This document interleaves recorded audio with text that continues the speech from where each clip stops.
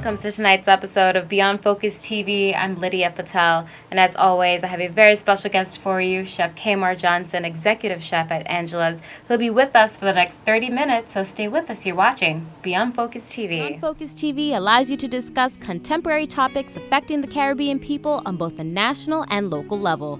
The show features informed guests who offer insight, debate, and evaluate various issues. Beyond Focus TV builds on the station's mission to provide useful information to the Caribbean people in New York and abroad.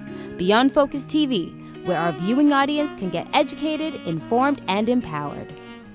Welcome back. You're watching Beyond Focus TV. I'm Lydia Patel, and I'm here with Chef Kemar Johnson. Chef K. Hey. In the building here tonight. If you don't know, he is the executive chef over at Angela's. Definitely kind of new to Bed-Stuy, but they've been there for a couple years now. Just under almost 2. Recently, yes, 14 months. 14 months. Yeah, and it's going good. It's going great. Actually, let's talk about Angela's, because I love promoting Black-owned businesses, Caribbean-owned businesses, and to have somebody like you as the executive chef, I think that's a great thing to have. So let's talk about Angela's.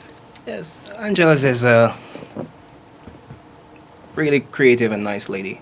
She started off this business back in the 90s, and then, for a while, closed out, went back to culinary, get everything together, and decided to reestablish 14 months ago. And take a big, great turn. Business is going great. Food is amazing. Clientele is awesome. So, we just try to create and infuse good food for the people. And it's in the heart of Bed-Stuy. That's just how it goes. Great location, right on the corner. Location is nice. People, customers, it's good. So that's just how it is. And, we're recently in the New York Times Magazine, and this really was a great establishment for both the business and both for the brand. So it was good to know that, and started to launch out more and be more publicity to the whole public. And absolutely. So before you actually came on board, you've been cooking for a long time. So let's talk about you, Chef Kemar, not just as a part of Angela's, but you actually have your own brand. You've been doing this for a long time. So let's talk about your culinary and what really got you into cooking in the first place. So culinary. Before I came into America, I worked with my mom back home in Jamaica. So that was really something where I established myself of get into the culinary. Saw my mom own a restaurant, and then she also dragged me into the business. So then I end up, if I leave high school, come home, working in the business, and then when she realized I know what I was doing, she's like, okay, it's time for you to take over and control her business, doing everything great. Then I decided to, venture off to new stuff and then leave the culinary world and say, all right, time to take a break. And went back to school to further culinary. And then, this was great. That's kind of interesting because you grew up in Jamaica, so that's kind of, you could say that's your foundation. Yes. Because I usually look at that as your culture would be your initial, what you learned to cook. Pretty much where everything comes from. Yeah. Exactly. So learning that flavor first, would you say that in a lot of your cooking, even though you may be able to cook other things, that you usually end up doing kind of like a fusion, because that's always mixture that's going to be there? Yes. And infusing different techniques and dishes to consider, because you could take one dish and turn it into multiple dishes and create different stuff towards everything. So it's great to have that background and come into this part of the world and do other stuff and other dishes from all over the country. So that also inspired me to do more and create a lot of food that people love. And that's just what makes the business happy and make me happy to know that it's so now you have to thank Mom essentially for kind of dragging your butt into she was making really, this happen. Yes, and that was happy and good for my part of seeing something that I wanted to do and fall in love with. Exactly, because sometimes you may not, sometimes your kids, your parents make you do something and you just do it because, when you have what's in your parents, you're going to do what they say. Yeah, but then sometimes you don't follow. You're like, okay, and you just fall in love with it. Yeah. So and you develop that love for it. So how would you really describe your style? What's unique to Chef Kemar? So I've been around a lot of chefs and a lot of people and creating my own techniques of like cooking and how I establish to see how all my customers, because I base everything for my customer.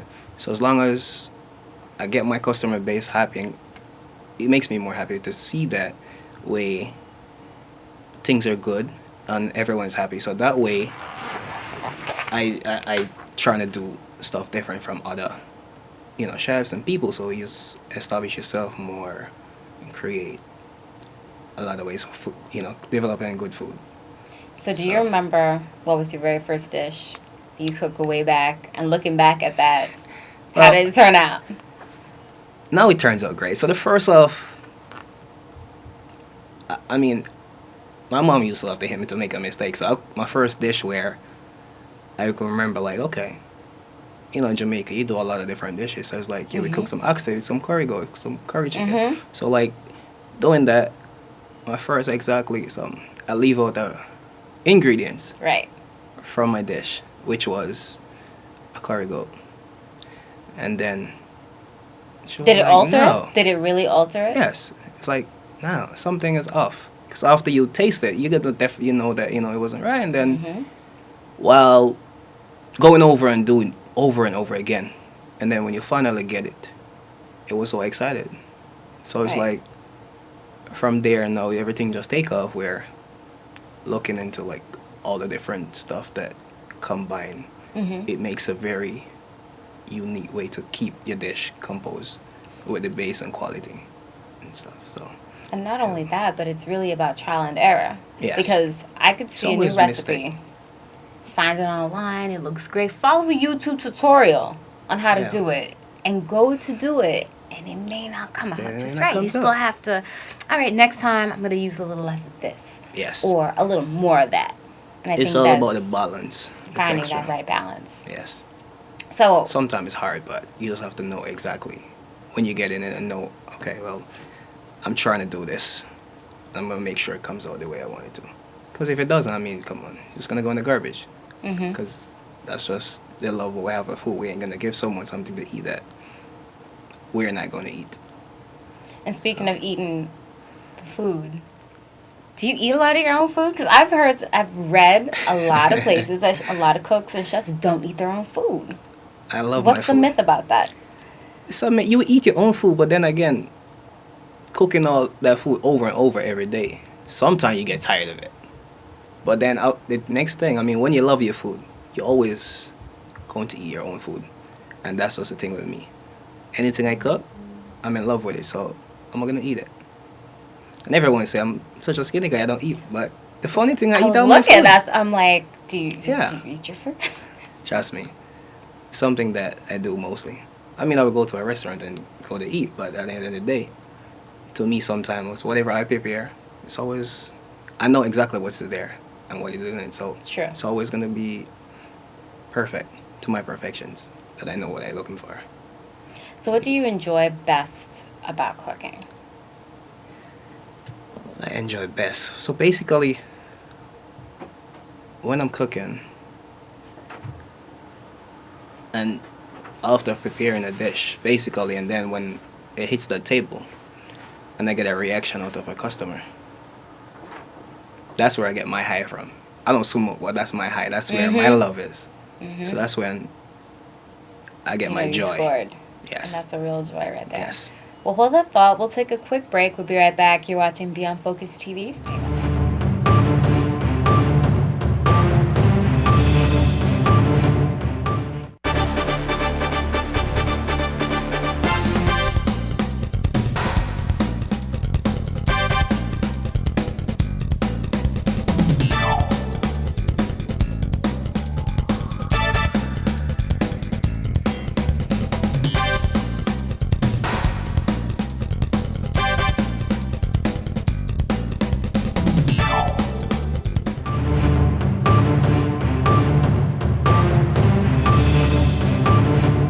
Welcome back. You're watching Beyond Focus TV. I'm Lydia Patel, sitting here with Chef Kemar Johnson. Definitely doing it up big. I love it. I love your food.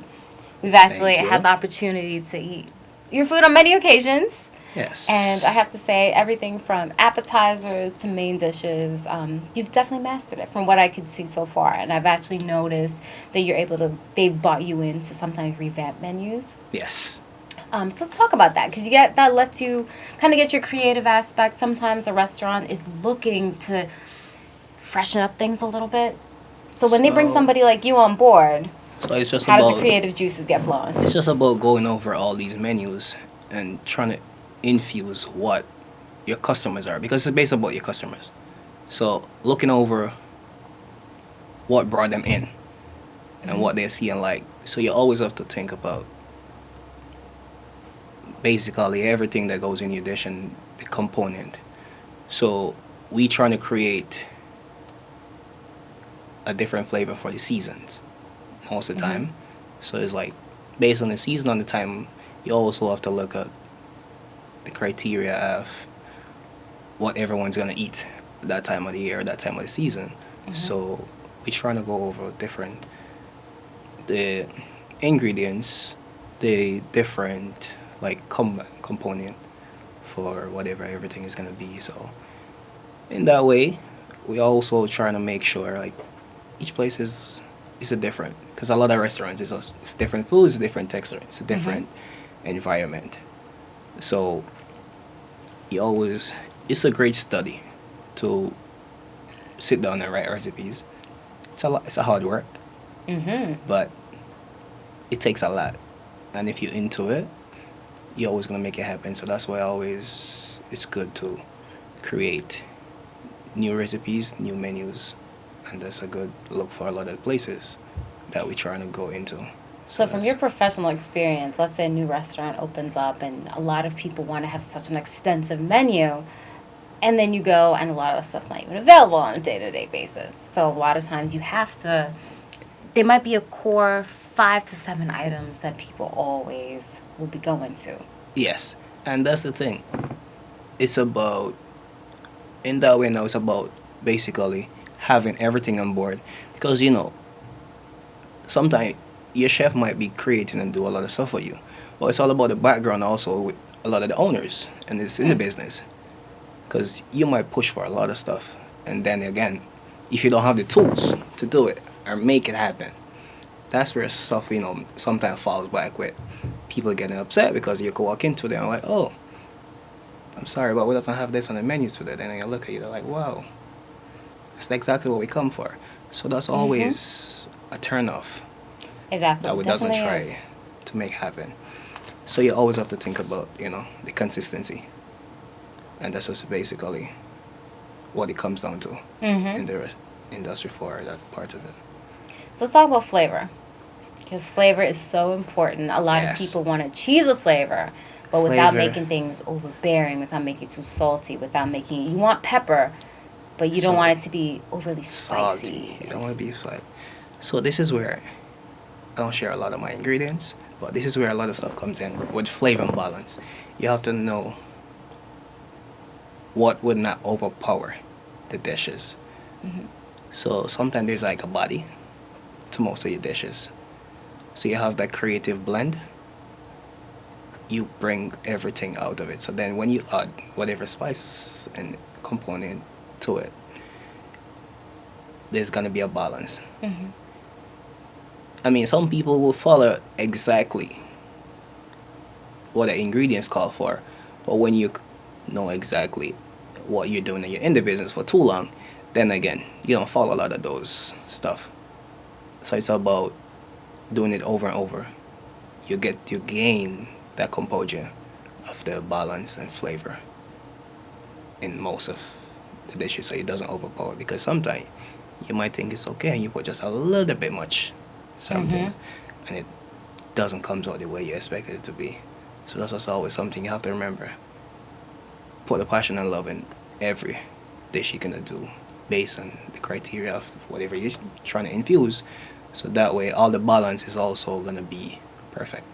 And I noticed that even something basic like making smoothies, bananas overpower pretty Yeah. much every little thing. anything. So Yes. I use just a small amount because I'm not really big on the taste. But I love Right. banana. I could eat a banana, but I don't So like the that's the thing. taste. Or So it's ginger. just, Ginger will overpower yes, anything. anything. Ginger, pepper, and just a pinch of salt A can pinch of salt, change too? the flavor of everything. Yes. And then once you've made it, it's reached that point where it's just a little too salty. Because you know sometimes we've all been there. It's Yes, like, oh yes. man, Like, just a little too little salty more. right now. Yes. So it's